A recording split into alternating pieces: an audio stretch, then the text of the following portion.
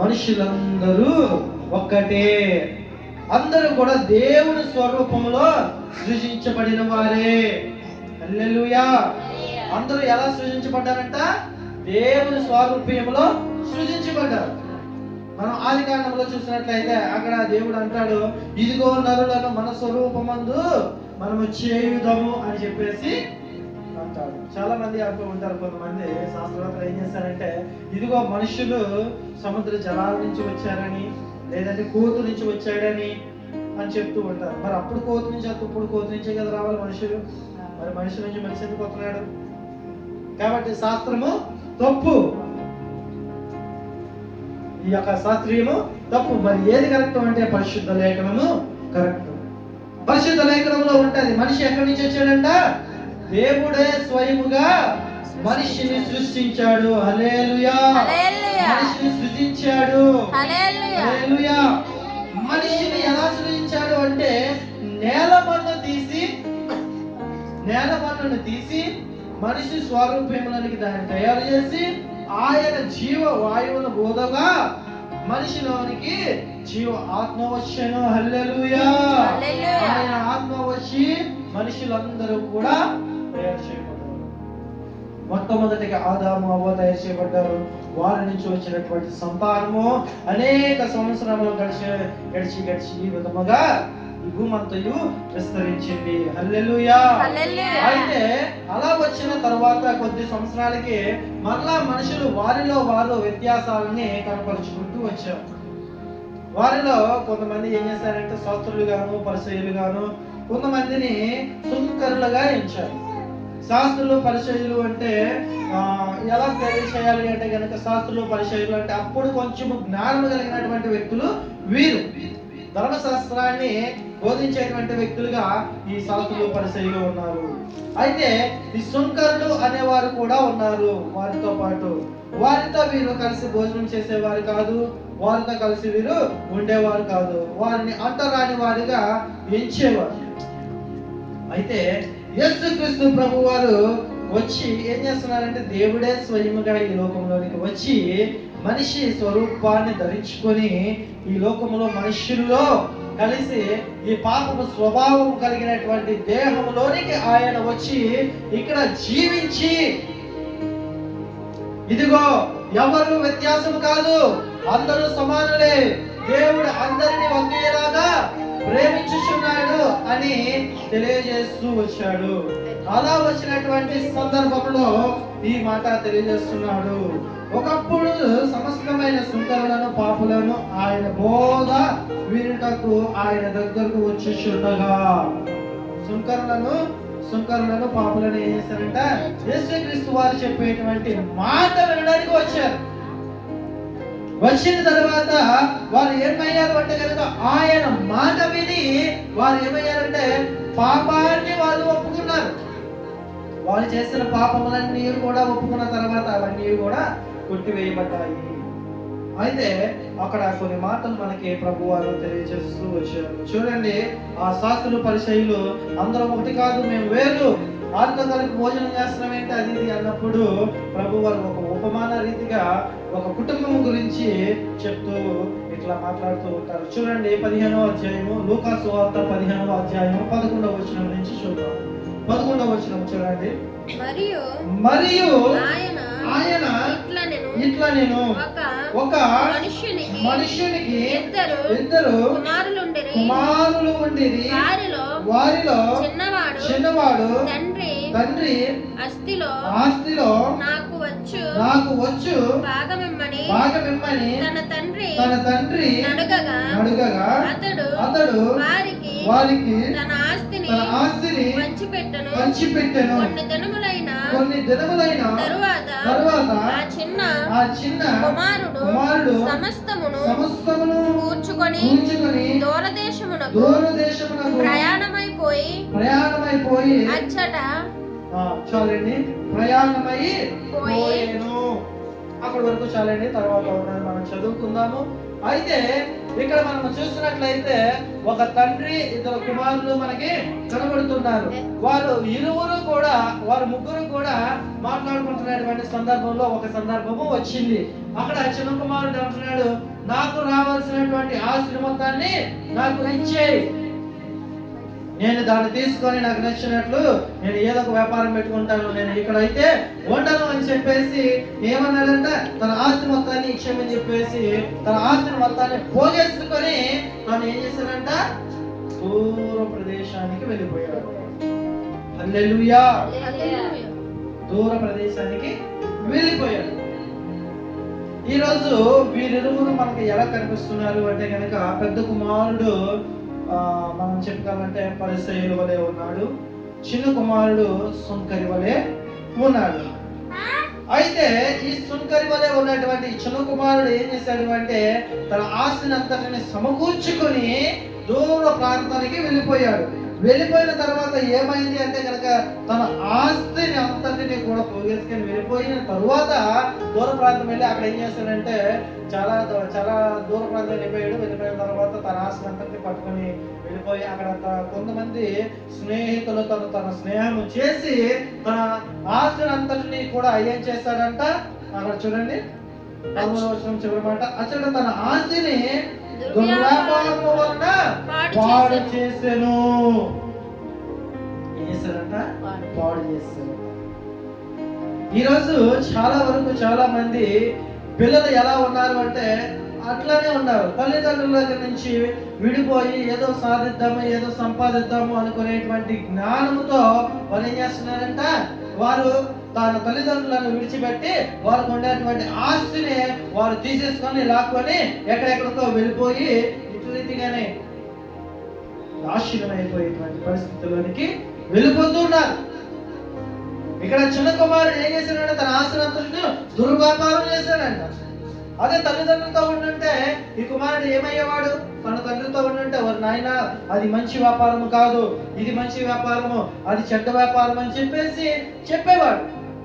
చెప్పేటువంటి విధానంలో తనకి జ్ఞానం వచ్చి, అమ్మో మా నాన్నగారు మంచిగానే చెప్పారు, ఎందుకంటే తన అనుభవపూర్వకంగా ఉన్నాడు కాబట్టి నేను ఆ వ్యాపారం చేస్తే నష్టపోతానేమో అని తెలుసుకొని ఆ వ్యాపారం చేయకుండా ఉండేవాడేమో. అంతే కదా. కానీ ఎప్పుడైతే తల్లిదండ్రుల మాట వెనకుండా తను వెళ్ళిపోయాడో ఆ నిమిషం ఏమైంది అని అంటే కనుక, తన ఆస్తి అంతా కూడా దుర్వ్యాపారంలో పెట్టేశాడంట. దుర్వ్యాపారంలో పెట్టేసిన మరుక్షణం ఏమైందంట, ఆ ఆస్తి మొత్తము పాడైపోయింది. ఇక అతని పరిస్థితి ఏమవుతుంది, ఈ చిన్న కుమారుడు ఏమయ్యాడు, ఆస్తి అంతటిని తీసుకెళ్ళిపోయాడు, తండ్రి దగ్గర నుంచి వెళ్ళిపోయాడు, దూర ప్రాంతం వెళ్ళిపోయాడు, ఆస్తి అంతటిని కూడా నాశనం చేస్తాడు. దుర్వ్యాపారంలో పెట్టేసి అనేక వ్యాపారాలను పెట్టేసి ఆ వ్యాపారంలో వాడు నాశనం అయిపోయాడు. ఈసారి తండ్రి దగ్గరికి రాగలంటారా? రాలేడు. ఎందుకు రాలేడు? ఎందుకు అంటే కనుక తన తండ్రి వెళ్ళిపోమానకుండానే నా ఆస్తి నాకు ఇచ్చే, నా బంగారం నాకు ఇచ్చే, నా డబ్బు నాకు ఇచ్చే, నా భూములు నాకు ఇచ్చే, నేను వెళ్ళి నేను నా బ్రతుకు నేను బతుకుతాను అని చెప్పేసి వెళ్ళిపోయాడు. వెళ్ళిపోయేసరికి ఏమైంది అని అంటే కనుక తన ఆస్తి కూడా నష్టపోయింది. ఇప్పుడు అతని పరిస్థితి ఏమైంది అని అంటే కనుక ఆ తర్వాత చూడండి, ఖర్చు చేసిన తరువాత ఆ దేశమందు గొప్ప కరువు రాగా వాడు ఇబ్బంది పడసాగి వెళ్ళి ఆ దేశస్థులలో ఒకని చెంత చేరెను. ఏమైందంట, ఆస్తి అంతయు పోయింది, ఇంక వ్యాపారం అంతా కూడా నష్టమైపోయింది. ఈసారి ఏమొచ్చిందంట, 6 రోజుల్లో కరువు వచ్చిందంట, భయంకరమైన కరువు. ఈసారి అతని దగ్గర డబ్బు లేదు, ఆస్తి లేదు, వ్యాపారం లేదు. తన తండ్రితో పోనీ అన్ని నష్టపోయింది కదా, పోనీ మా అమ్మ దగ్గర ఉంటే ఏదో పెడతారనుకుంటే ఆ పెట్టడానికి కూడా ఆ నాన్న కూడా అతని దగ్గర లేడు. ఈసారి కాలము కూడా అతని దగ్గర సరిగా లేదు. అప్పుడు ఏమైంది, కాలము కరువు కాలం అంట.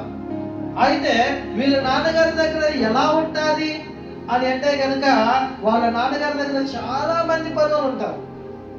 చూడండి, మీకు చూపిస్తున్నా, వాళ్ళ నాన్నగారు చాలా గొప్పవాడు. చూడండి 18వ వచనం ఒకసారి చదవండి. నేను లేచి నా తండ్రి యొద్దకు వెళ్ళి తండ్రి నేను పరలోకమునకు విరోధముగాను నీ ఎదుటను పాపము చేసితిని, ఇక మీదట నీ కుమారుడనని అని అనిపించుకొనుటకు యోగ్యుడను కాను. నన్ను నీ కూలివారిలో ఒకనిగా పెట్టుకొనమని అతనితో చెప్పెదననుకొని లేచి తండ్రి యొద్దకు వచ్చాను.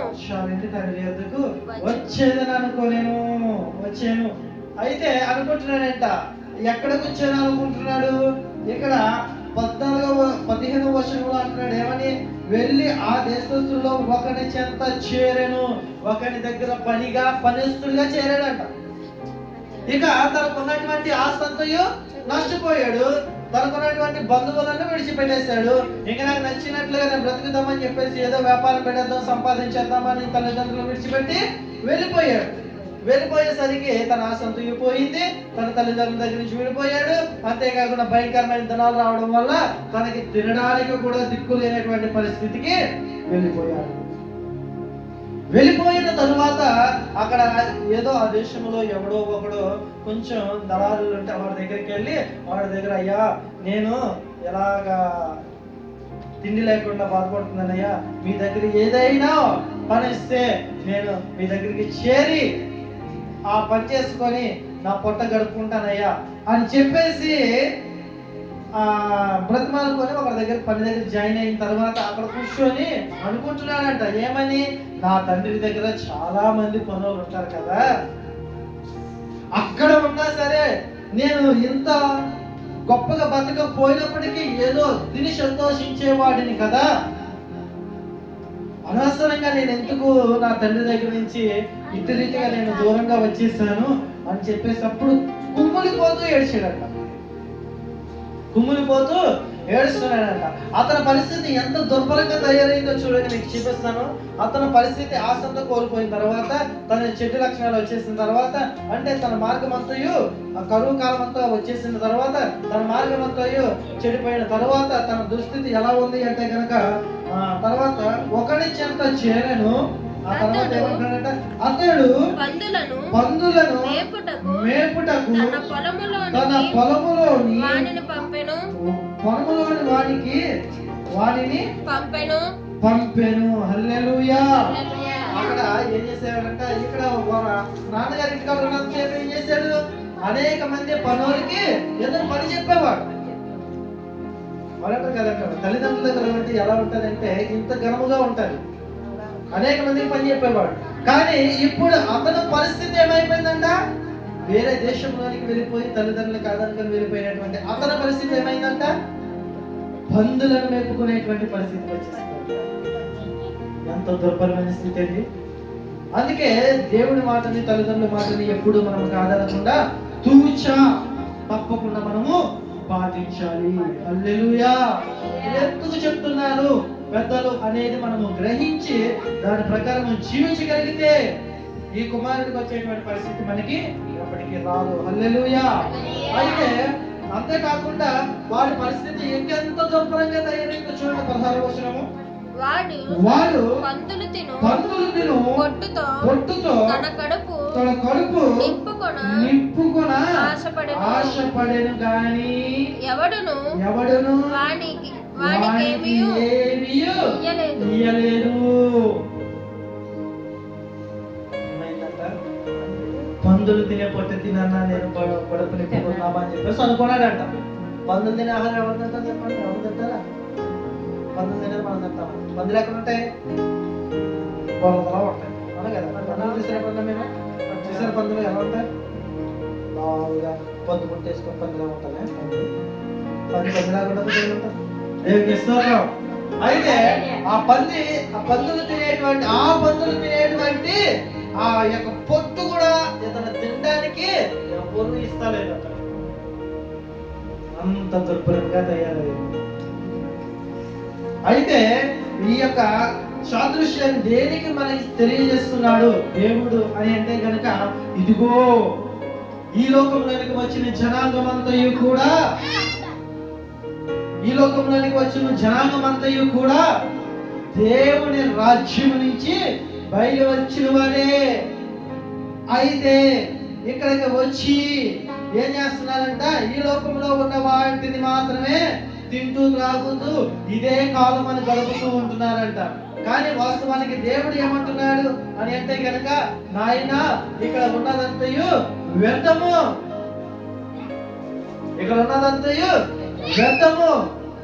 ఇది తిని కొద్ది కాలం మాత్రమే నువ్వు జీవిస్తావు, కానీ తర్వాత ఇది ఎంత తిన్నా మరణకరమైనదే. అవునంటారు కదంటారా?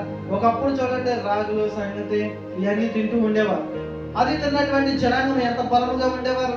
కానీ ఇప్పుడు తినేటువంటి తిండ్లన్నీ కూడా పిండితో కూడినటువంటి తిండ్లే తింటున్నారు. అందుకే మనుషులకి ఏ రోగాలు వస్తున్నాయో ఏ జబ్బులు వస్తున్నాయో ఎవరికి కూడా తెలియనటువంటి పరిస్థితిలో ఉండిపోయారు. అసలు ఎందుకురా షుగర్ వస్తుంది, ఎందుకురా బీపీ వస్తుంది, ఎందుకురా ఈ వ్యాధి వస్తుందంటే అది తినేటువంటి ఫుడ్ లోనే ఉంది. అంత భయంకరంగా ఉన్నది ఈ కాలంలో ఫుడ్. అయితే దేవుడు అంటున్నాడు, ఇది కాదు శాశ్వతమైనది, ఇదిగో మీకోసం పరలోక రాజ్యంలో దేవదూతలు తినేటువంటి ఆహారము సిద్ధపరచబడి ఉన్నది అంటున్నాడు. హల్లెలూయా. అయితే ఆయన చెంతకు శరీరము తినేదే దేహంతో తినేటువంటి ఆహారము కంటే ఆత్మతో తినేటువంటి వాక్యం అనే ఆహారము మనల్ని ఏం చేస్తుందంట? జీవింపజేస్తుంది. హల్లెలూయా. అందుకే మనం ఎప్పుడు కూడా వాక్యమును నెమరవేసుకుంటూ ఉండాలి, వాక్యమును చదువుతూ ఉండాలి. ఎప్పుడైతే మనం వాక్యమును చదువుతూ ఉంటామో ఆ వాక్యము మన ఆత్మకి ఏమై ఉంటుందంట?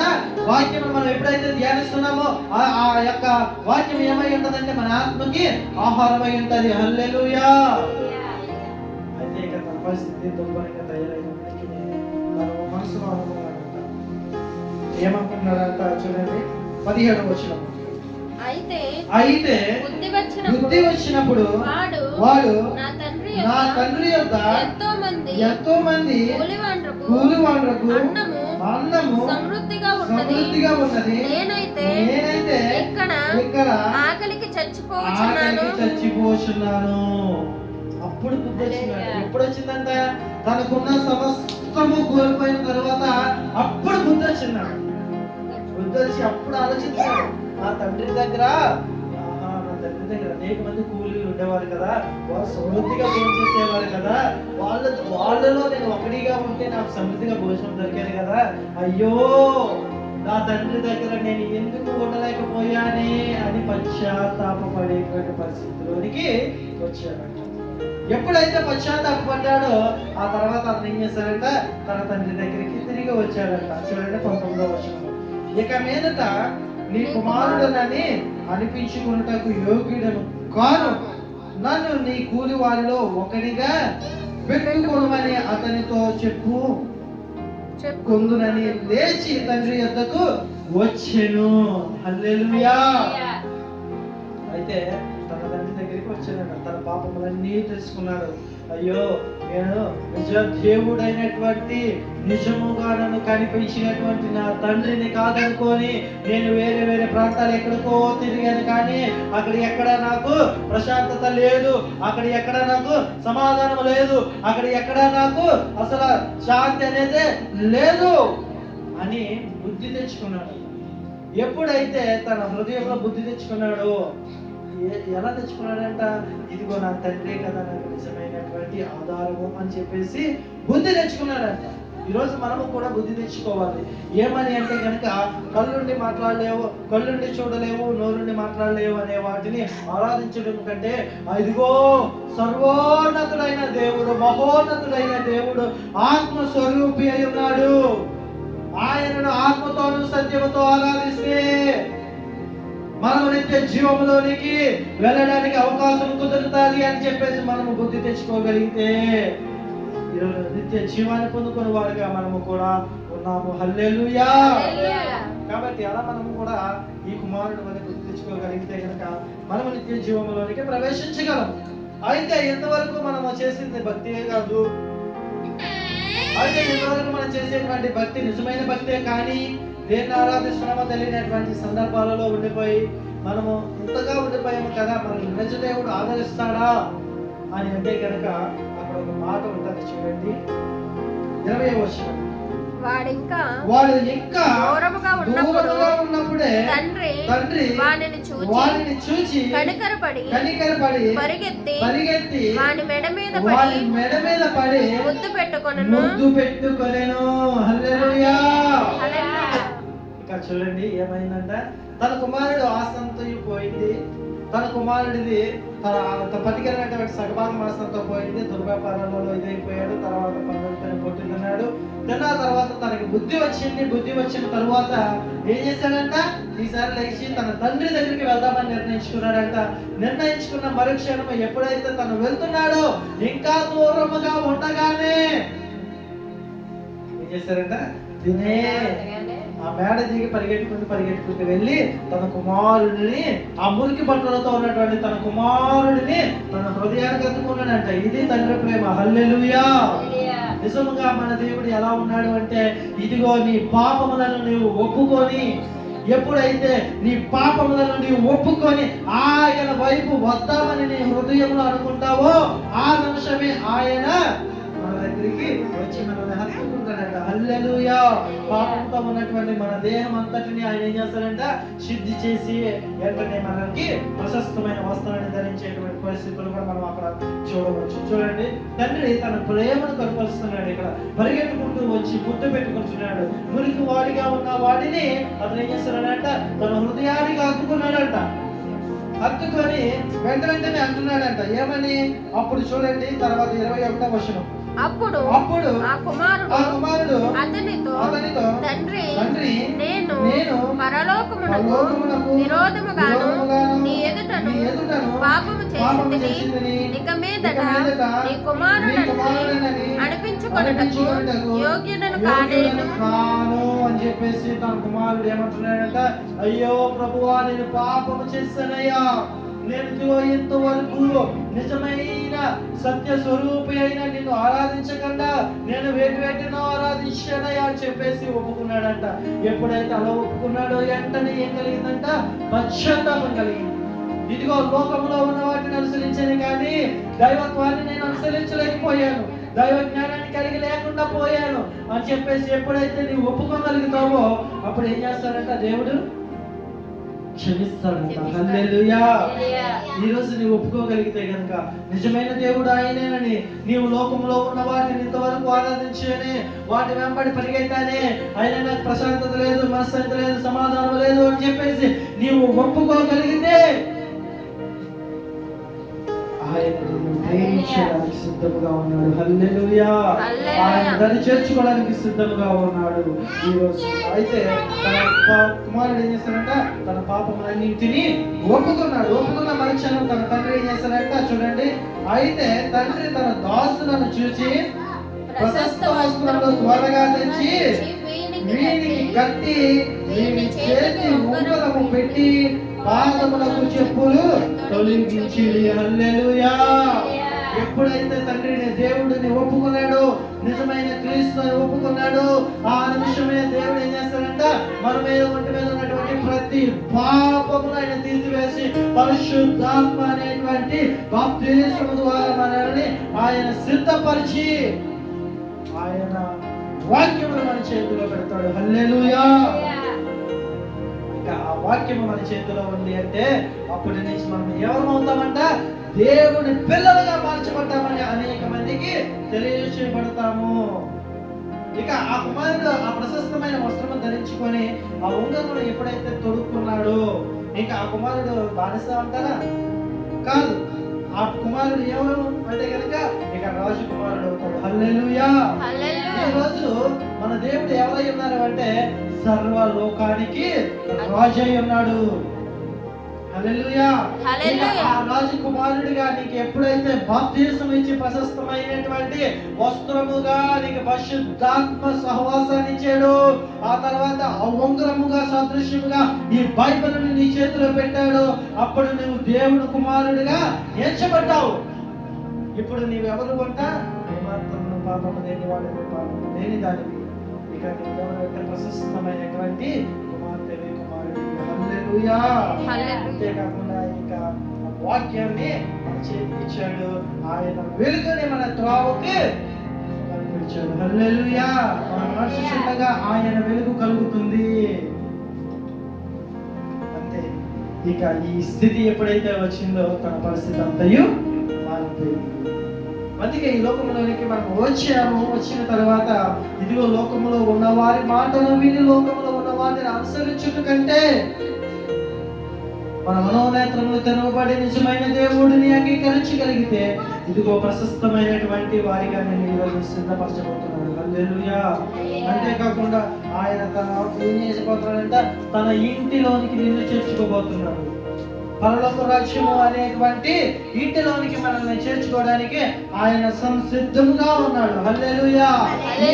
ఎంతమంది అయితే ఆయనను అంగీకరిస్తారో, ఎంతమంది అయితే మన పాపములను ఒప్పుకొని ఆయన దగ్గర మనం పశ్చాత్తాప పడతామో, అయ్యా ఇదిగో ఇంతవరకు నేను పాపం చేశానయ్యా, ఇదిగో నీ మాటలు తెలియకే నేను ఇంతవరకు పాపం చేశానైనా, అనేకమైన వాటిని ఆరాధించానయ్యా, కానీ ఇక మీదట ఇదిగో నీవే నిత్య దేవుడు అని, సత్య దేవుడు అని, ఇదిగో నీవు మాత్రమే ఆది అంతమైన దేవుడు అని తెలుసుకున్న మరుక్షణము నేను నీ దగ్గర పాపాలు నా ప్రతి పాపమును ఒప్పుకుంటున్నాను ఆయన, ఇక నేను పాపము చేయకుండా నీ దగ్గర నేను జీవిస్తాను ఆయన అని నీవు పశ్చాత్తాప పడగలిగితే